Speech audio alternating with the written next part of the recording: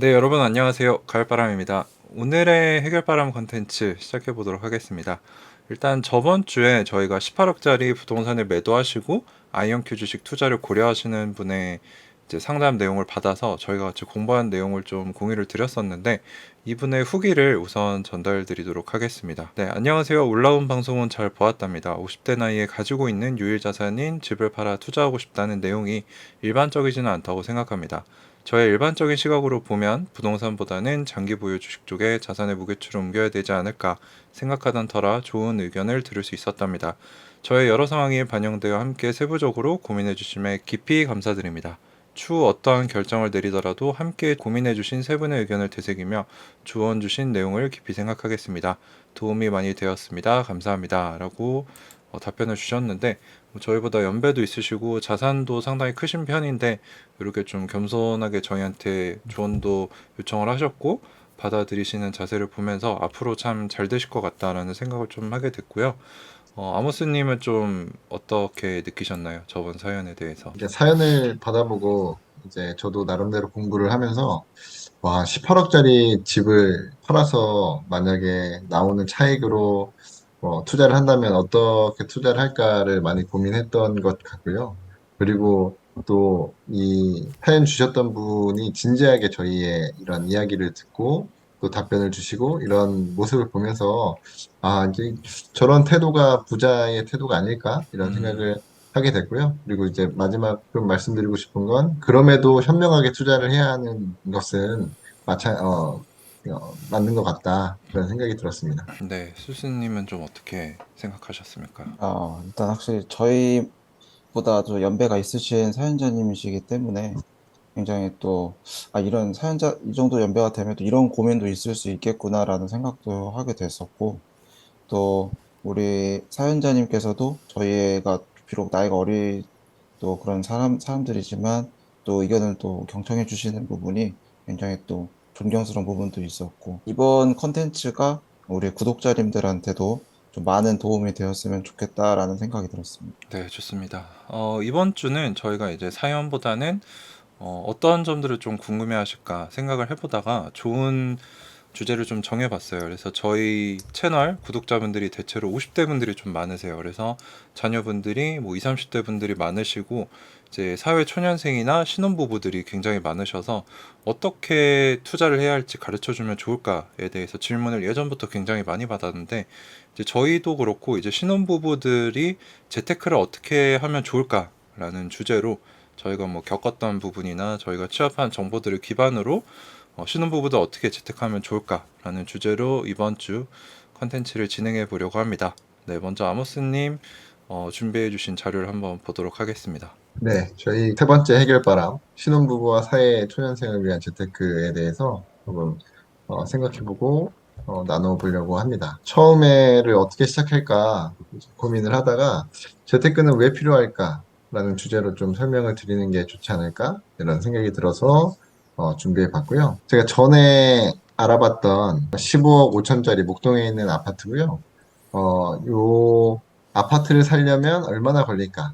그러니까 대한민국 연봉, 이 남자가 받는 연봉으로 한번 계산을 한번 해봤어요. 대한민국 직장인 평균, 그러니까 20대부터 근로소득을 하고 있는 직장인 모두의 평균이 요 정도가 나오거든요. 5,263만 원. 요거 출처는 임금직무정보 시스템에서 나온 거고요.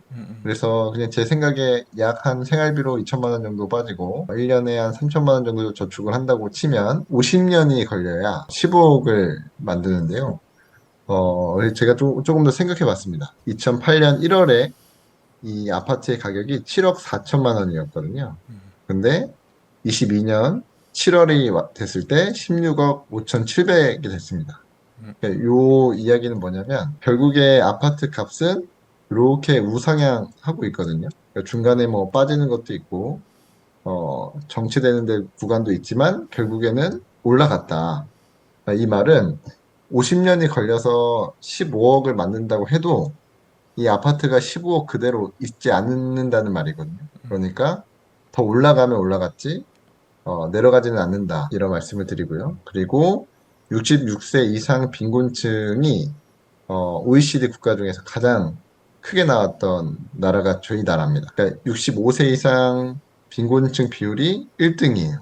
그러니까 이 말은 뭐냐면 은퇴하고 나서 근로소득이 끊기고 나서 갑자기 빈곤해진다는 뜻이거든요. 그게 재테크나 노후 준비를 하지 않고 근로소득만으로 살아오다가 은퇴하니까 갑자기 빈곤해지는. 그래서 드리고 싶은 말씀은 재테크는 꼭 필요하지 않을까. 왜냐하면 노후 자금을 위해서라도 이런 말씀을 드렸고요. 그래서 이제 노후 파산으로 가는 길이라는 이 주제로 한 번 더 말씀을 드리면 무리한 내 집 마련.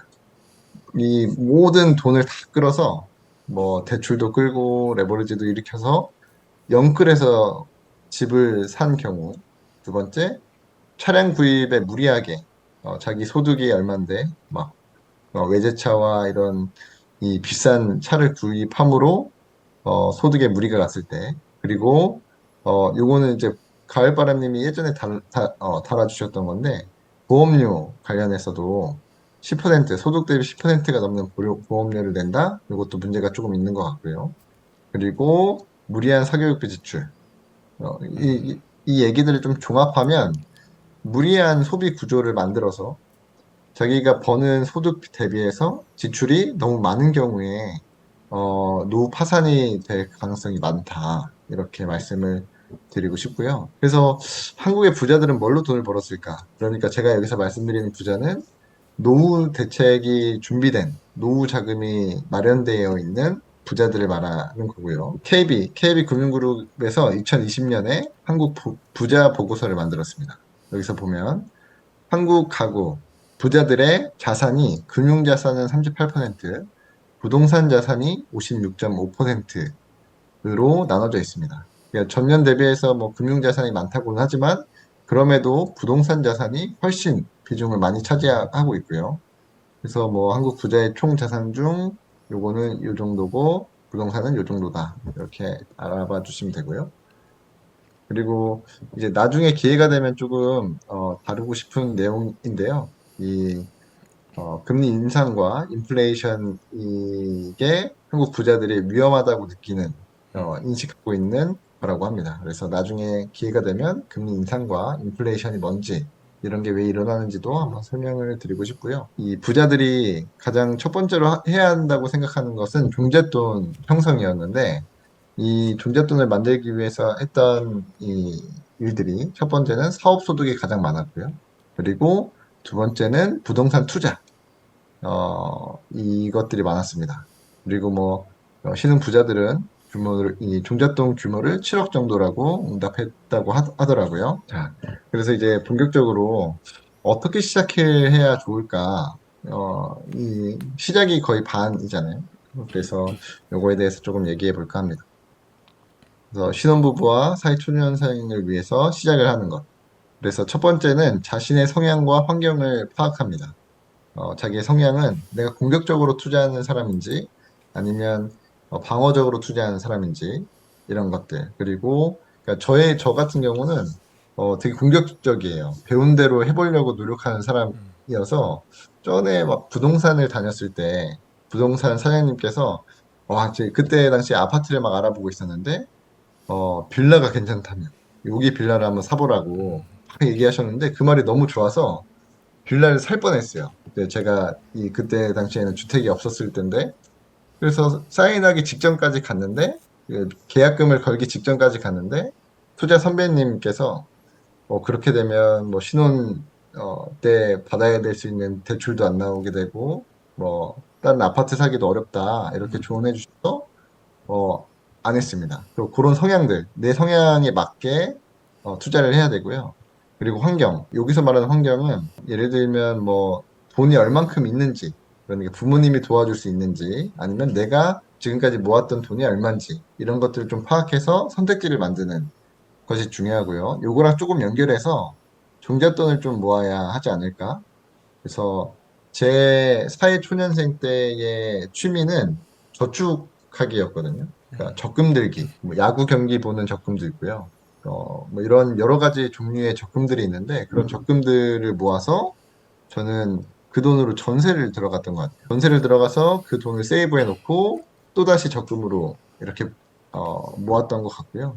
뭐, 이건 너무 기본적인 얘기라 소비를 많이 줄여야, 절약해야지 종잣돈을 모을 수 있는 건 너무 당연한 거라 이런 것들이 사회 초년생, 신혼부부 한데 중요하지 않나. 그리고 뭐 한 가지만 더 얘기하면 신혼부부라면 아이가 아직 없고 신혼부부라면 맞벌이를 조금 해서 초반에 이 월 소득을 조금 늘리는 것이 어떤가 이렇게 추천을 드립니다. 저번 시간에도 말했던 건데 투자 기준을 잡는 게 처음 이렇게 재테크를 준비할 때 필요하다고 봅니다. 제가 세운 약간 첫 번째 기준은 원금 보존, 잃지 않는 투자를 해야 된다고 보거든요.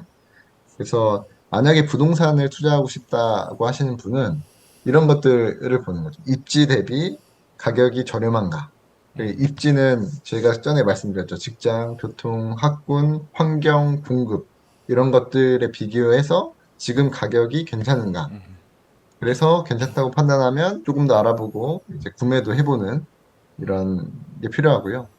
그리고 두 번째로는 리스크가 있는지 판단해야 되겠죠. 그러니까 최악의 경우, 아파트를 사서 전세를 놨는데 전세 가격이 떨어져서 그걸 메꿔줘야 되는 상황이 발생한다면, 그때는 어떻게 할 것인지에 대한 플랜 B가 있어야겠죠. 그리고 세 번째는 이 두 가지를 합친 게 되겠죠. 이득과 손실을 종합하여 판단합니다.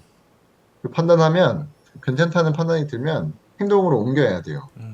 이게 보통 여기까지는 합니다, 사람들이.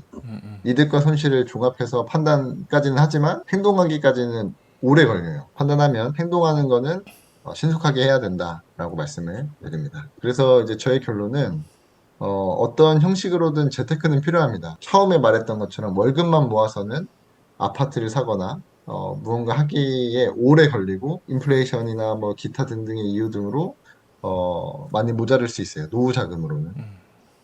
그래서 재테크는 필요합니다. 두 번째는 투자는 방향성. 이 2번과 3번은 동일한 말인데요. 읽지 않고 오래 투자하기 위해서는 내가 하고자 하는 게 무엇인지 목표 설정을 정확하게 하고 그리고 알아보고 공부하면서 차근차근 가야 되지 않을까. 그러니까 저희가 이 컨텐츠를 다루면서 계속 차근차근 하나씩 하나씩 알려드리려고 하는 것도 있으니까 보시기도 하고 스스로 알아보기도 하면서 오래오래 투자하시기를 바란다는 걸로 조금 마치겠습니다. 다음으로 이제 수스님 같은 경우는 어떻게 좀 생각을 하셨습니까?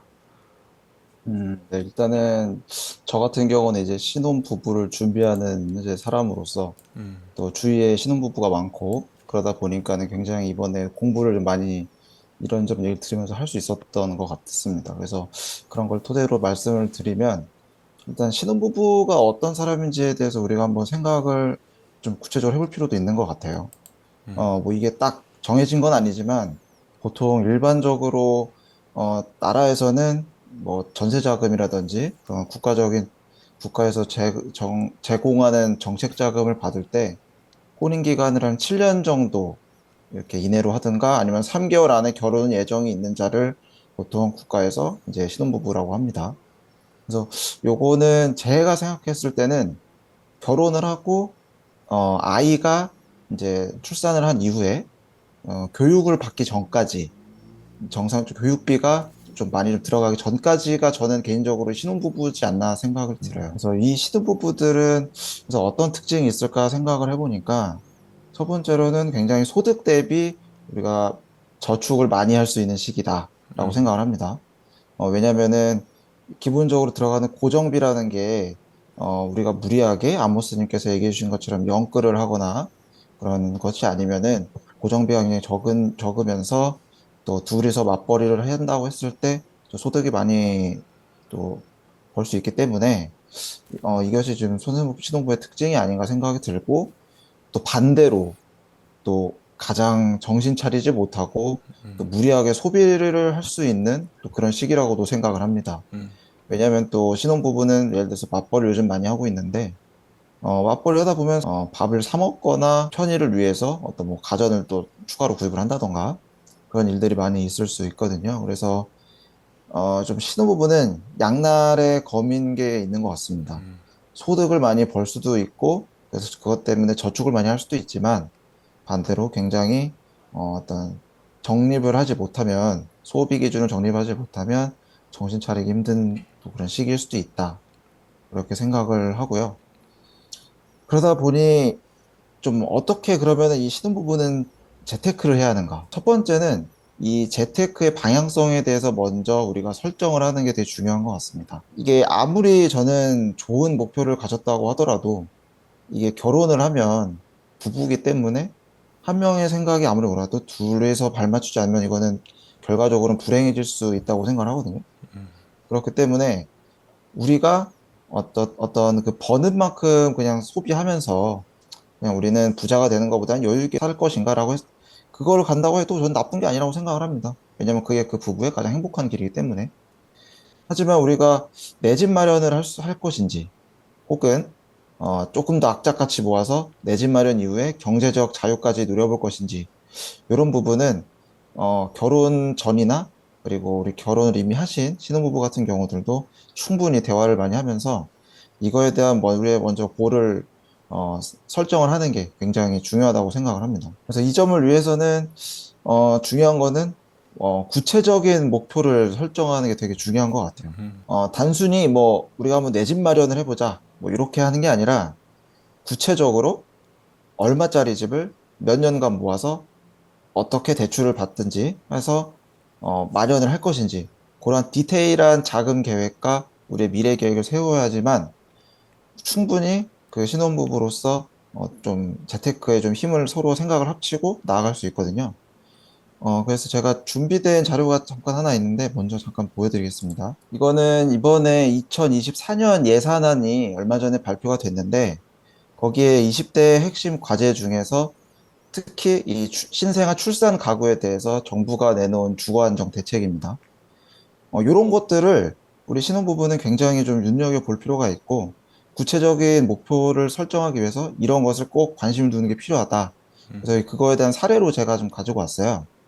그래서 좀 빠르게 24년에 대해서 바뀌는 부분에서만 말씀을 드려도 2023년 대비해서 2024년에 정부에서 시행하는 매매에 대한 대출과 전세자금 대출이 굉장히 폭이 넓어졌습니다.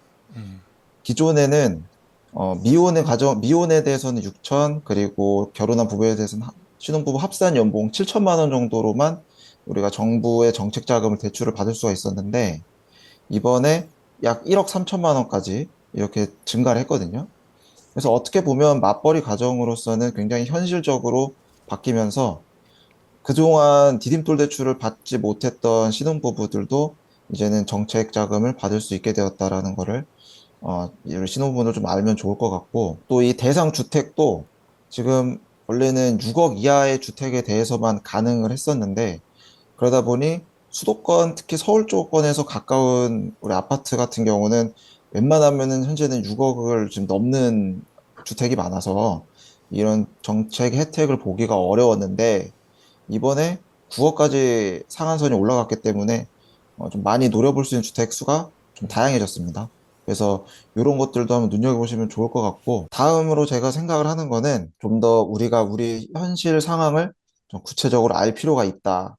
저는 그 생각을 먼저 하거든요. 다음 장을 보시면 이거는 2022년에 가계금융복지조사라고 해서 통계청에서 매년 하는 조사인데 각 세대별로 그리고 소득별로 자산별로 우리가 어떤 대한민국 사람들이 어느 정도 자산을 가지고 있는지 그런 것들을 보여주는 표입니다. 그래서 보통은 지금 제가 맨 위에 있는 표 2-6이라고 되어 있는 거는 자산 유형별로 보유액을 이제 좀 나래비한 자료인데 보통은 이 빨간색 박스에 있는 30대의 대부분의 신혼부부가 계실 거예요. 신혼부부는 보통 현재 4억 정도의 자산을 가지고 있고 특히 실물 자산 같은 경우는 2억 7천만 원 정도를 가지고 있다.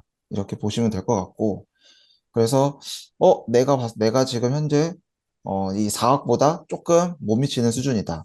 그리고 특히 예를 들어서 실물 자산이 2억 7천보다도 훨씬 못 미치는 수준이다라고 하면 나는 빠르게 좀 더 소비나 이런 것들을 좀 줄이고 해서 실물 자산을 좀 구별할 수 있도록 그렇게 가정의 어떤 경제 계획을 짜야겠구나라고 생각을 해보시면 좋을 것 같고 그리고 밑에 표 같은 경우도 이제 소득 순위별 그리고 순자산별 1분위부터 5분위까지 해서 쭉 이렇게 순위를 쭉 나열을 한 건데 보시면은 굉장히 참 분위별로도 이 자산이라든지 그런 것들에 대해서 좀 차이가 굉장히 좀 큰 걸 보실 수 있으실 겁니다. 저도 이걸 보면서 조금 살짝 한숨이 나오는 것도 있었는데, 그럼에도 불구하고 우리가 이런 것들을 보고서 내가 어느 정도 지금 현재 소득에서도 어느 정도 자산을 내가 가지고 있는지, 내가 어느 정도 저축을 가지고 있는지, 이런 것들을 알고 있어야 내가 따라잡을 수 있는 그런 목적이 생기고 또 그거에 맞춰서 행동을 할 수 있기 때문에 우리 신혼부부들은 전 이런 것들을 좀